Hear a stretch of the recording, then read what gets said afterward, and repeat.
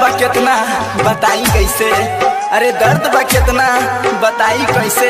अब तू ही बता दो ए करेजा, तो के भुलाई कैसे, भुलाई कैसे ए जा। दिला पुकारे जान बस तोरे नाम गे, दिला पुकारे जान बस तोरे नाम गे। कैसे समझाई ओकरा, कैसे समझाई ओकरा, बुरा छै कहल गे।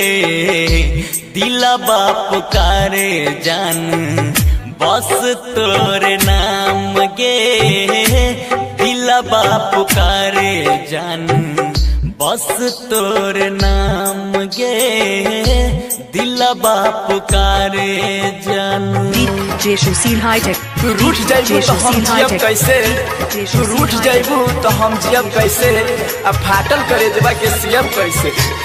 तू ही तो हऊ सोना के सुराही, अरे तू ही तो हऊ सोना के सुराही, तू ही अगर फूट जाइबू तो पनिया पियब कैसे ले जा।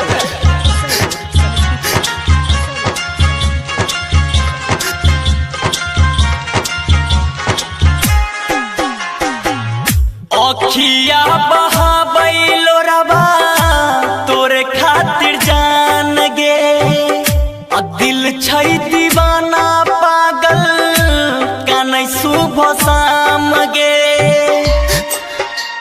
ए बेवफा ए जा। अखिया बहाबैलो रबा तोरे खातिर जान गे, दिल छै दीवाना पागल कानै सुबह शाम गे। दिल छै दीवाना पागल कानै सुबह शाम गे। दिला पुकारे जान बस तोरे नाम गे। कैसे समझाई ओकरा, कैसे समझाई ओकरा, बुरा छै कहल गे। दिला पुकारे जान। खालियो शीशा में निशान रह जाला, कि खालियो शीशा में निशान रह जाला, टूटल दिल में भी अरमान रह जाला। जवन खामोशी में गुजर जाला, जवन खामोशी में गुजर जाला, दर्दिया भी अपन दिल से। उसा रोड समस्तीपुर, उसा रोड समस्तीपुर, उसा रोड समस्तीपुर।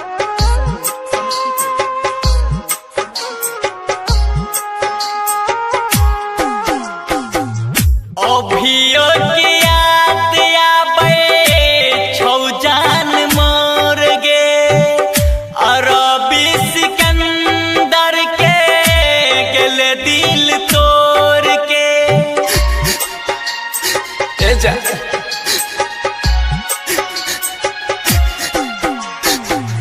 अभियो के याद आबै छौ जान मोर गे, अरबी सिकंदर के गेले दिल तोड़ के। राइटर राहुल के गेले दिल तोड़ के। शंकर सुरजित के गेलही तू छोड़ गे। कैसे समझाई ओकरा, कैसे समझाई ओकरा, बुरा छै कहल गे। दिला पुकारे जान।